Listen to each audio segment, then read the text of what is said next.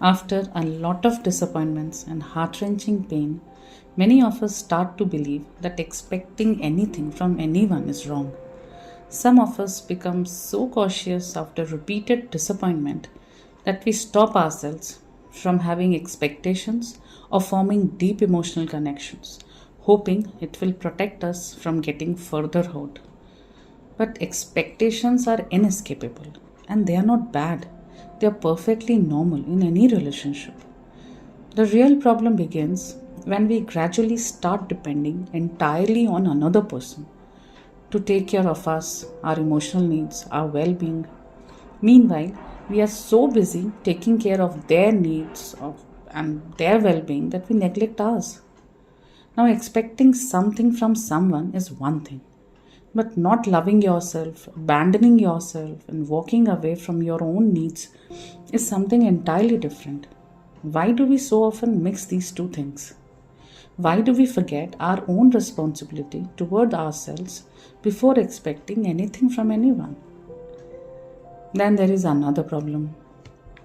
We think that just because we are considerate and understanding, the other person will also have these qualities. It took me years and multiple heartbreaks to come out of the solution. If you have someone who understands you, values your needs, and genuinely prioritizes your well being, that is a blessing.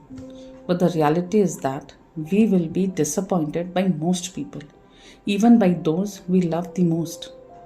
Some people are very good at expecting things from others, but when their turn comes, they quietly walk away from that same responsibility. They are good at receiving but not at giving.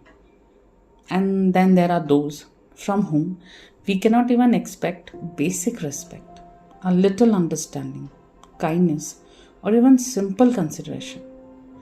That is where the real challenge begins. Even when someone lacks empathy or emotional maturity, we continue to wait for them to become considerate and understanding. Slowly, we hand over not only our responsibility but also our power to someone else. And when they fail to show up the way we hoped, our heart breaks, our trust shatters, and we are in deep emotional pain. And after years of tears, we eventually learn that it is our first and foremost responsibility to take care of ourselves and our well being. We should take a stand for ourselves. We are the ones who will decide what our boundaries should look like.